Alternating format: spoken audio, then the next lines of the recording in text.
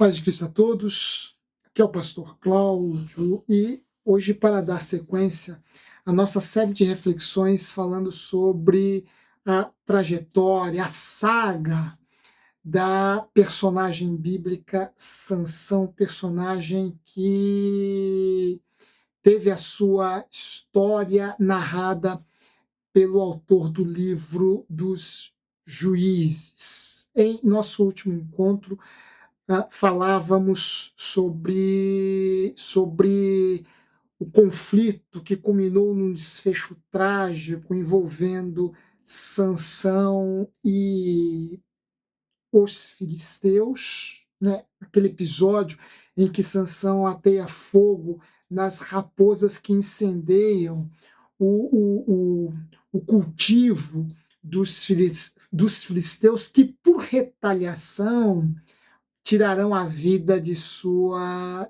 ex-mulher, bem como de seu ex-sogro. Bem, lendo a história de Sansão, lendo a narrativa que o livro dos Juízes dedicou a Sansão, nós nem sempre nos damos conta de que Sansão é, acima de tudo, um juiz de Israel. Sansão era um líder de Israel. Entretanto, o que é bastante curioso é o fato de que nós não vemos Sansão presidir um julgamento acerca de alguma demanda entre os seus pares judeus. Nós não vemos Sansão liderar qualquer movimento de dentro de Israel, ainda que tivesse como o objetivo fazer frente aos seus inimigos externos. Nós não vemos, diferentemente de outros juízes, Sansão estabelecer um diálogo, um colóquio com os seus pares. Sansão, embora um juiz de Israel, é uma figura bastante ausente de Israel, ao menos naquilo que nos chegou acerca desta personagem. Sansão tem uma vida, Sansão desenvolve relacionamentos mais intensos com os filisteus. A presença de Sansão será muito mais sintomática entre os filisteus, neste contexto arqui-inimigo do povo de Israel, do que em Israel. Nós notamos a presença de Sansão mais entre os seus inimigos, ou os inimigos de Israel, do que entre o povo de Israel, entre os seus pares, entre aqueles que faziam parte de sua nação. E Sansão, repito, foi um juiz de Israel, foi um líder de Israel, pelo menos é assim que ele é considerado pela tradição judaica.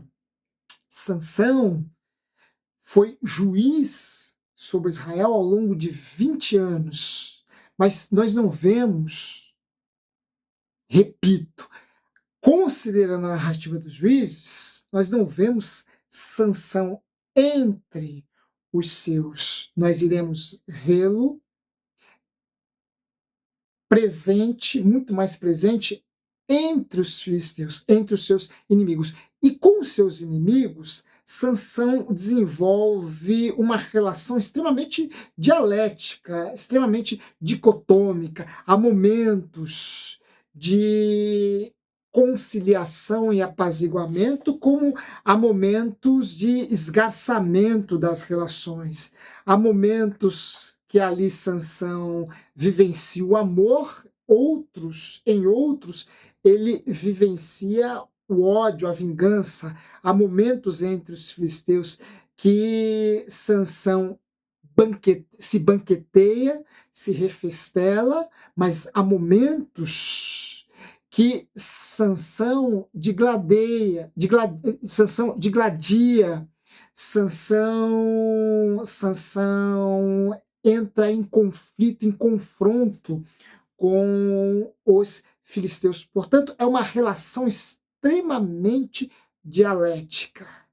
Este Sansão, que vive muito mais entre os seus inimigos, os seus adversários, que com eles desenvolve uma relação extremamente dialética, extremamente conflituosa, marcada por momentos de confraternização e momentos de ruptura, momentos de amor e momentos de ódio, momentos de banquete e momentos de guerra. Este Sansão, aliás, acerca deste Sansão, existe quase um consenso em Israel, haja vista ele, Sansão, com todas as suas fragilidades, com todas as suas imperfeições, com todos os seus deslizes, e Sansão os teve, e bastante, por assim dizer, com todos esses percalços, Sansão entra no imaginário de Israel como um grande herói, como uma figura que merece louvor, que merece destaque e homenagem, e isto nós vemos e isto nós vemos presente inclusive no novo Israel. Olha, o nome de Sansão batiza tropa de elite em Israel, né? Faz parte de unidade de elite de Israel. O nome de Sansão está presente em instituto criado em Israel. Ou seja, é uma figura tão louvável que a história de Israel vai recorrer a esta figura para nomear unidades de elite em Israel, para nomear institutos de pesquisa. Olha, por aí nós vemos o quanto que Sansão é uma figura benquista entre os judeus, mesmo sem ter vivido entre eles, mesmo sem ter desenvolvido com eles uma relação mais intensa. E a pergunta que nos vem à mente seria o porquê, mesmo tão distante de Israel, Sansão fazer parte do imaginário de Israel como um grande herói, como um grande líder. Bem, isso se deve em boa medida ao fato de que Sansão representa muito bem este judeu que será o judeu da diáspora, o judeu do exílio, o judeu que vive mais distante, mais longe de sua terra do que dentro dela. Ora, este Sansão, que encontrou um lugar de respeito e admiração entre os seus pares, mesmo em vida não ter desenvolvido com eles uma relação tão intensa, vínculos tão fortes, este Sansão vai, de certo modo, prefigurar, será, de certo modo, um protótipo deste Israel da diáspora, deste Israel do exílio, deste Israel que, por vezes, e na última vez, após a destruição do Templo de Jerusalém em 70, durante séculos, terá que viver despojado, desprovido de um Estado, desprovido de uma terra, desprovido de um lar, terá que viver em terra estrangeira, se submeter aos ditames de povos estrangeiros, de governantes estrangeiros, de potências estrangeiras. Ora, ao longo de todo este processo de diáspora, tal qual Sansão, este judeu do exílio, este judeu sem terra, sem Estado, sem pátria, terá que ser forte e muito forte para sobreviver às investidas de seus arqui-inimigos. Este judeu terá que ser hábil, terá que saber jogar com Sansão, jogava entre os filisteus, terá que conservar o seu entusiasmo para superar os momentos tão duros e adversos. Este judeu da diáspora, do exílio, este judeu terá que ser habilidoso.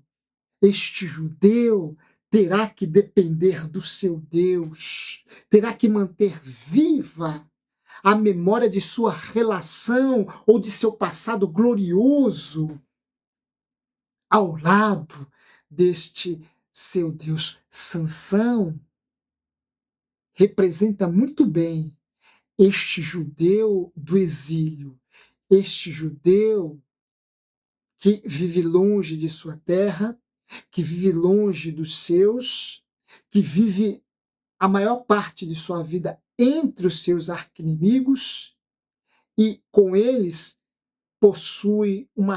desenvolve uma relação extremamente conflitante, mas necessária para a sua própria sobrevivência. Em última instância, a partir de uma leitura mais cristocêntrica, este Sansão, de algum modo, representa, guardadas as devidas proporções, e aqui é bom que se diga, este Sansão, que vive num mundo que lhe é tão hostil, num ambiente que lhe é tão hostil, este Sansão representa a nós, cristãos, que também vivemos sob os ditames de um reino que não é o reino do nosso Senhor, de um reino que não é o reino do nosso Redentor, numa terra que não é a nossa terra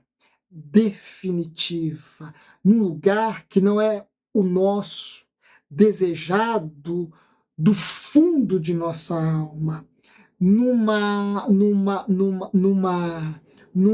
geografia, numa terra em que Deus não escolheu para ser a nossa. Em última instância, e fazendo aqui, repito, uma leitura cristocêntrica, cristológica do texto, este Sansão representa,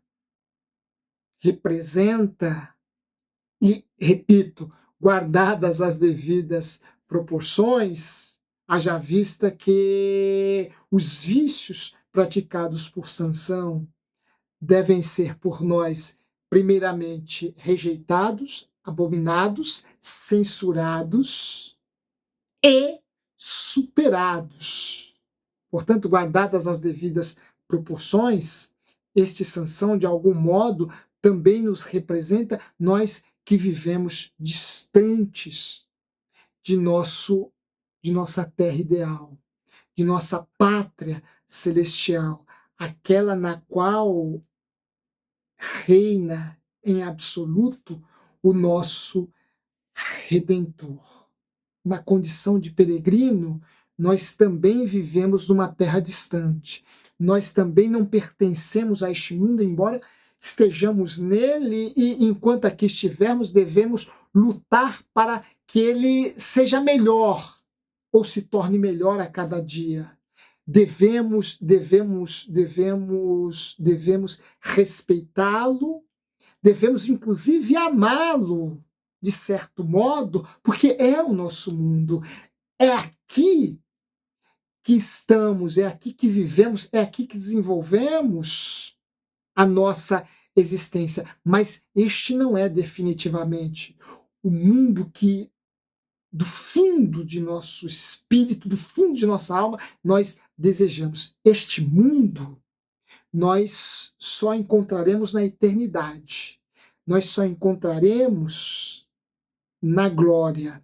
Este mundo, esta casa definitiva, esta Cristo foi nos preparar quando ascendeu aos céus, após ter ressuscitado e retornado para o Pai. Ele nos prometeu preparar-nos moradias celestiais. São estas moradias celestiais que se constituirão como a nossa residência definitiva, o nosso lar definitivo, o nosso lar derradeiro. Por aqui por baixo, enquanto estivermos, tudo é transitório e aqui não passamos de estrangeiros ou peregrinos. Nossa habitação definitiva, nossa morada eterna, esta nos aguarda na eternidade, quando, após nossa partida deste mundo, encontrarmos com o nosso Redentor. Por enquanto, procuremos da melhor forma possível, a partir de uma consciência e de ações estritamente cristãs. Sansão vive num contexto pré-Cristo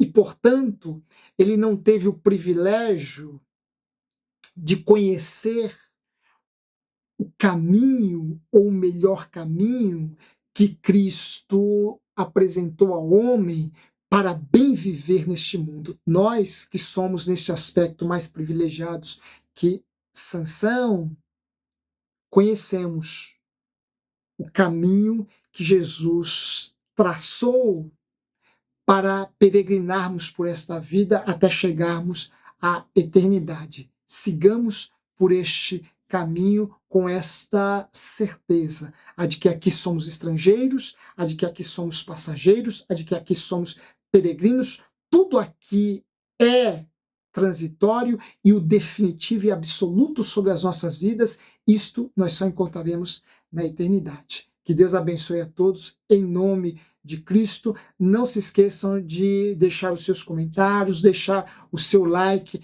neste nosso vídeo, se gostou, claro, de divulgar este espaço a outras pessoas, a fim de que nós possamos levar essas mensagens, essas reflexões a um número cada vez maior de pessoas, fazer a sua inscrição e em breve nos reencontraremos aqui novamente. Um forte abraço e até lá. Fiquem todos com Deus.